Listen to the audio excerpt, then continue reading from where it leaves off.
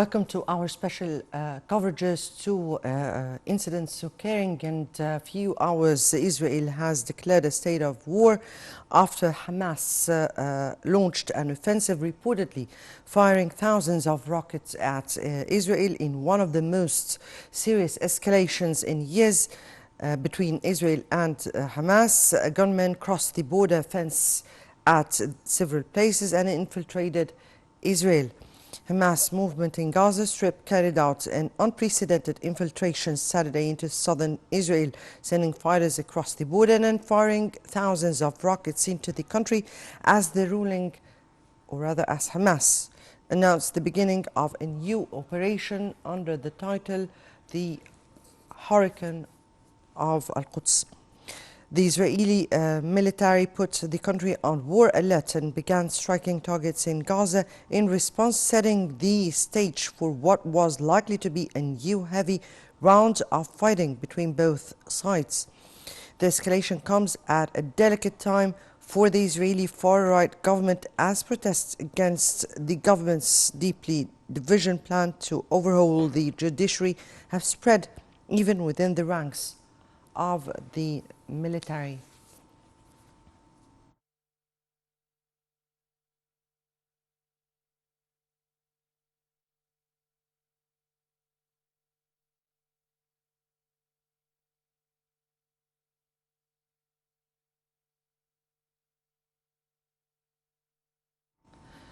Right, and Egypt has already warned against serious repercussions of the ongoing escalation between the Palestinians and the Israeli sides in the aftermath of such attacks against Palestinian cities in repercussions for the morning attacks.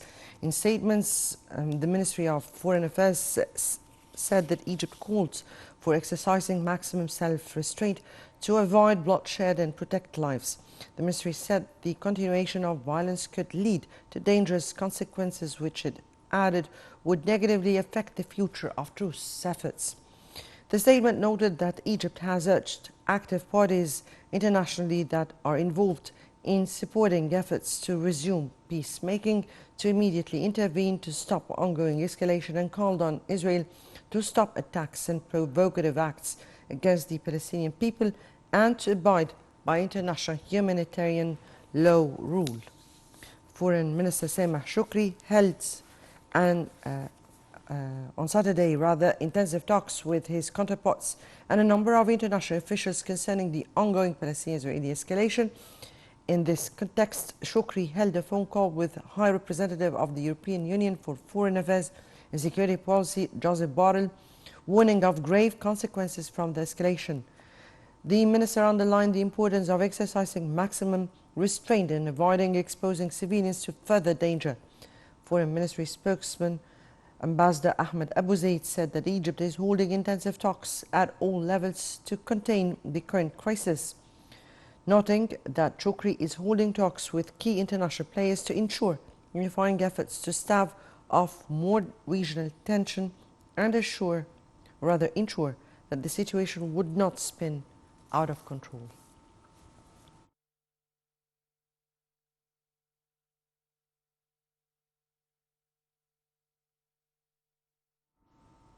And to highlight the situation in the Palestinian-occupied territories and the escalation that has just erupted, we have with us over the phone Mr. Ramzi Khouri, journalist, Palestinian journalist. Good afternoon to you.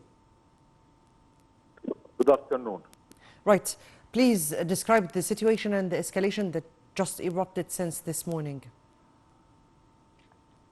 Israel woke up this morning to thousands of rockets, a rocket barrage that was hitting Israeli cities close to Tel Aviv, in the middle of the country, and also the outskirts of Jerusalem. During the fall of the rockets, and the Israelis were extremely busy with these rockets, Hamas, in a very big reversal of role, and this is very important. This is the first time we see this, was able to infiltrate from the land, the sea, and the air into the settlements that are surrounding of Gaza and take control of these settlements in total. They were able to defeat all of the Israeli military that is on the border in order to do that infiltration. And this is a reversal of the role because Israel has access to all of Palestine and they have the ability to infiltrate Gaza and the West Bank, etc., etc. But today, the role was reversed in total. Now, what is going on right now on the ground? The Palestinian warriors did not infiltrate, attack, take hostages inside of the settlements, and also take Israeli soldier prisoners into Gaza. Not only this, but the thousands of Palestinian fighters, many of them remained. And therefore, the Palestinians are now fighting with the Israeli army in 7 locations surrounding the borders of Gaza. In 3 of these locations, the Palestinian fighters are in full control. And I'm saying this as we are following what the Israelis are saying. So the Palestinians have full control of 3 locations, 3 settlements outside of Gaza. The Israelis have absolutely no ability to talk with soldiers inside of a military base that the Palestinians have taken. And therefore they have absolutely no idea what's going on in there. Officially, the Israelis have declared that 22 Israelis have died and over 500 are injured. And many of the 500 are in a very bad situation. Their injuries are very bad. 6 of them are in coma.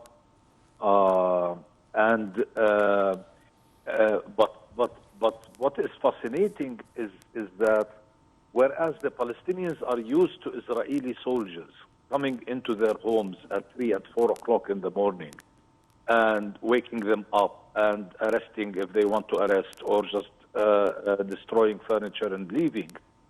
What is going on right now on the ground is that in these 7 locations, the settlements, the Palestinians are in control of the homes, and there are settlers who are under their control.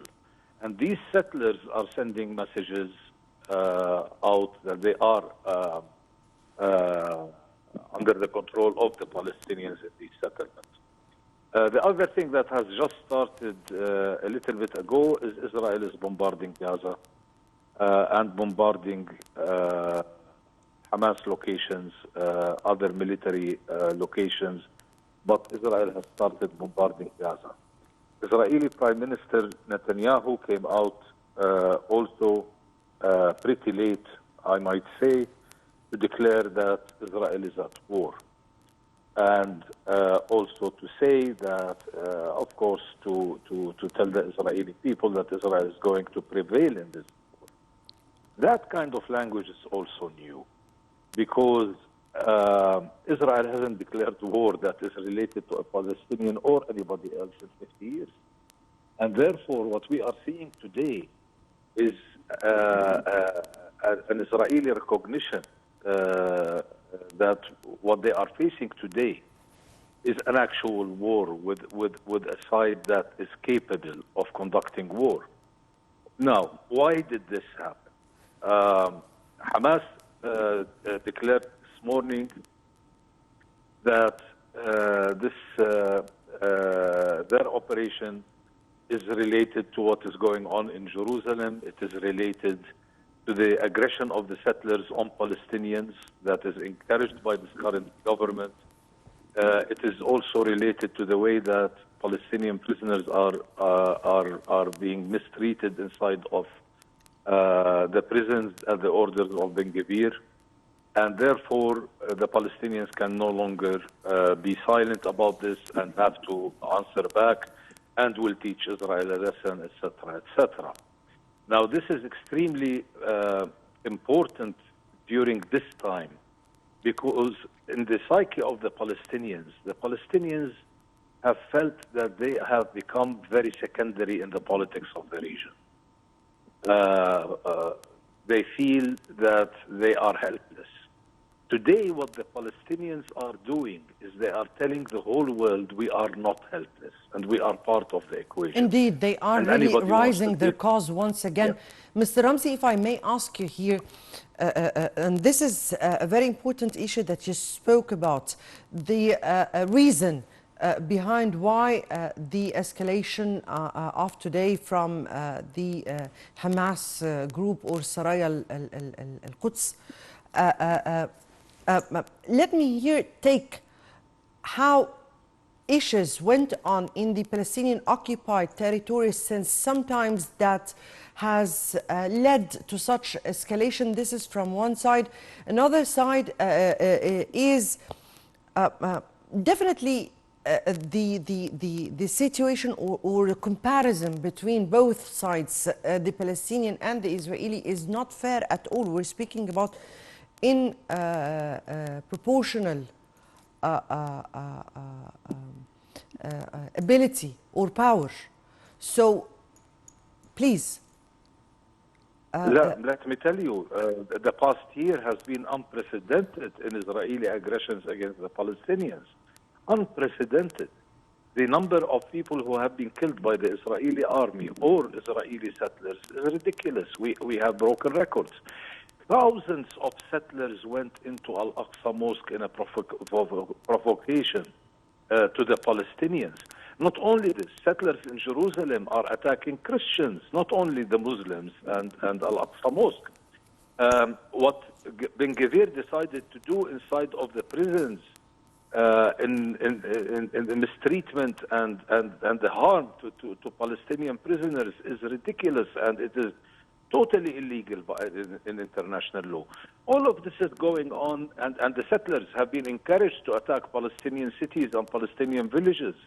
And they go in, they burn cars and houses, destroy everything, and leave under the vision of the Israeli military that is protecting them. Now, all of this is going on. And who has told Israel to stop? How did anybody act in any manner to stop the Israelis from doing this? And this government was going to go on doing this without any expectation of a consequence.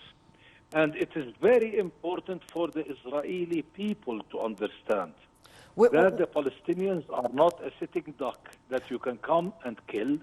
You can, at whim, Palestinian religious sites are not there for the Israelis to go and desecrate as they wish. And at the end of the day, the Palestinians will answer back. This is why this is going on right now. And We're it's the speaking Israelis here who elected this government that is so radical that it has broken every single international law. And this is another issue. Here I'm asking about the response of the international community at large so far to the extremism that has been carried out by Israeli settlers and the excursion or the breaking into many of the Palestinian occupied lands by the Israeli forces, and the response of the world community. And now, after such an outrage by the Palestinians, how do you think the international community's response would be, and how do they view the outrage of the Palestinians and what it could lead to? Well, I can tell you exactly how it is right now. The response has already come out. The international community is shocked. This was not expected. But the USA, Britain, and several other countries, including the Czech Republic, have made statements in support of Israel and described the attack as an attack by terrorists. And this is typical. There is nothing new about this. The reaction is the typical reaction that the West does every time that the Palestinians make a response. But let me tell you, this is going to change the formula. Forget the, in my opinion, if you don't mind, forget the public statements that are typical and standard public statements that the USA, Britain, the letter is there. There is a message in all of this to all of these powers that are out there. And these powers got a message that clearly says, you know what? The Palestinians are part of the formula and we can create damage and you'd better take us into account. And this is very important. This is very important. It's a very important message. Mr. Biden must have been woken up very early in the morning in order to follow up on what's going on with Israel. And at the end of the day, he knows that this is very different from what has happened before. This is the international community. Of course, the Arab states understand the Palestinian dilemma. No, Mr. Ramzi, before I go to the Arab states and their response so far,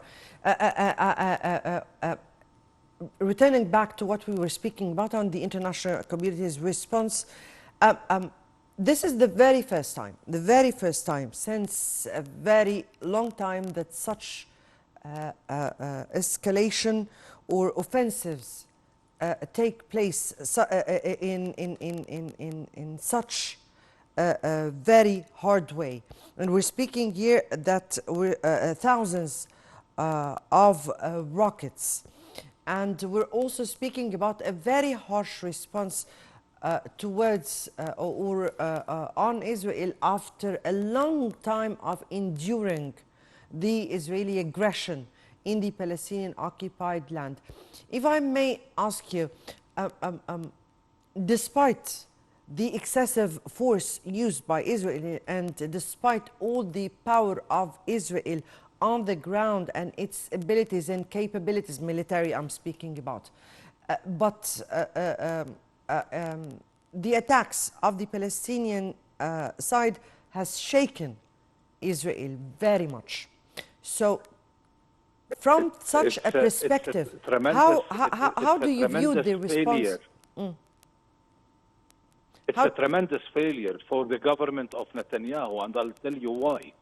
When thousands of soldiers are going to attack your country, and your intelligence, your military intelligence, your Mossad, your Shabak, all of these powers on the ground, powers that cost billions of dollars to run, do not have the ability to even detect that the Palestinians are planning for such an operation.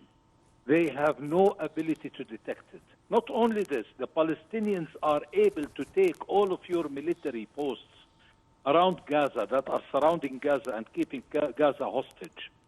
They are able to take all of these posts and they are able to infiltrate with thousands of their soldiers through the air, the sea, and the land. And they are able to take all 7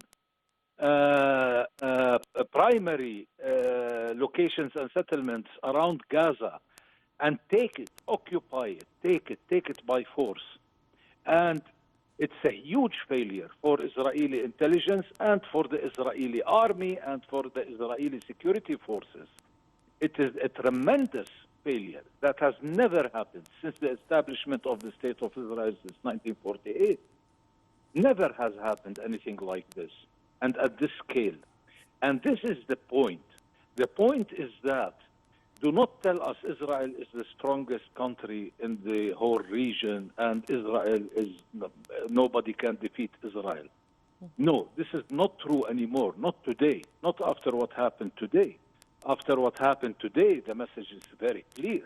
All of your security forces, all of your intelligence operations, all of the high-level technology that Israel is selling worldwide. Since the morning, we are watching Merkava tanks being destroyed. This is supposed to be the most powerful tank on earth. This is how Israel markets it. What about all of the spying drones and all of the spying technology that Israel has that is monitoring the whole of Palestine, including Gaza? None of it worked. None of it worked. None of it helped Israel today. Mr. Khouri, if I may also ask you about the far right, the Israeli far right government. And definitely, ever since this Israeli government has assumed office with some of the very controversial figures, even as called by the international community, do you think that this government has resulted in all the frustration that has been seen by the Palestinian people, since we're also seeing some protests by the Israelis inside their lands? Well, it's about time for the Israelis to wake up. The Israelis who are not radical, who are not racist, the Israelis who just want to live, and they want to live in peace. They need to wake up. You cannot have a government like this that has been hurting the Palestinians this way.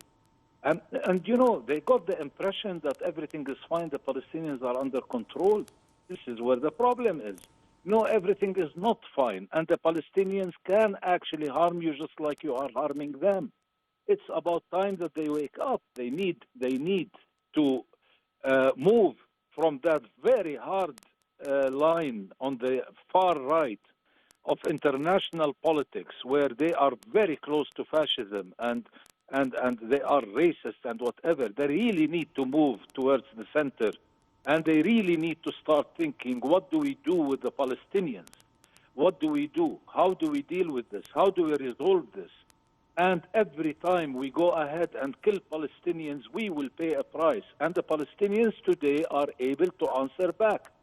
If there was somebody out there who thought that the Palestinians cannot go back to armed struggle, cannot go back to military action, cannot go back to that line, well, you force them to go back to that line. They resort to violence if they were very much pressured, and that is a response. When there is no political solution, but, what else? This Mr. is what's Ramzi, going on. This is the question. There is no political solution on the ground. Mr. Ramzi, now it's a kind of reciprocal. I mean, here it's a harsh response from the Palestinians, as it was very harsh from the Israelis all at that times. If I may ask you here, how do you view any chances for resuming any kind of peace dialogue in such a way? The aggression by Israelis, followed by the response of the Palestinians, followed by the response of the Israelis. How do you view any chances for peace? The only way we are going to move forward is for the Israelis, first of all, to take down this government and replace it with a government that is sensible, a government that is moderate, a government that cares about Israel rather than about their own ideological doctrines or in the case of Netanyahu, his own interests. And they need to have a government that cares about Israel, because Israel is not going to continue to exist under being a state of apartheid, if they take the West Bank like this government is planning on doing, or if it tries to keep the status quo, because the Palestinians are just not going to accept the status quo. The Palestinians are going to hit back, and Israel would never be able to live in security and peace. So this is basically step number one, is for the Israeli population to wake up and smell the cake and to come out and take action. This is a government that is not to the interest of Israel. This is not just a government that is hostile to the Palestinians, it's a government that is hostile to the Israelis themselves. And the world needs to make this very clear. And the international powers that are now condemning the attack and all of this garbage need to tell Israel, you know what, you either start moving in the right direction, or we cannot help you, and we are not going to continue to support you, and we are not going to endorse apartheid, and we are not going to endorse all of the abuse of human rights that you are conducting on a daily basis with the Palestinians. You cannot continue to do that, and we will not accept that. And by supporting you, this is all humiliating us, and it's also harming our interests. And unfortunately, we live in a world where if you don't use force, the only person that is heard and has a say is that person that has the power through force. And what is going on right now, and we do not know where this is going, because this is just not going to end in an hour or two. This is a situation that is going to evolve in the next few days, and whatever happens, and however this ends, it doesn't make a difference anymore. The message is already out there. The Palestinians can hit back. And when they hit back, it will be very painful. And this is exactly what happened today, and this is what counts. And the Americans understand it, and the British understand it, and everybody who called today a terrorist attack. A terrorist attack is somebody who goes into Istanbul and blows himself up. It's not thousands of soldiers who have this kind of ability to do operations that are at this level against the Israeli intelligence and military and security forces.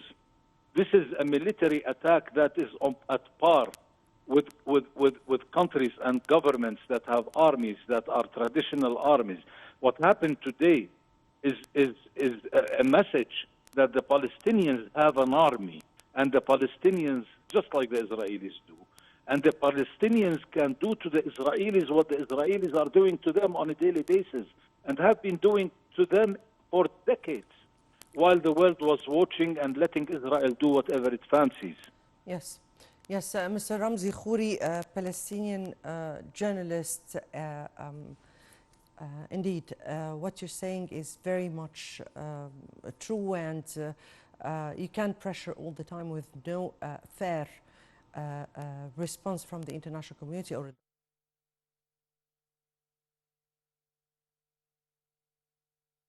for being with us over the phone. And we move on with our discussion just after this very short break.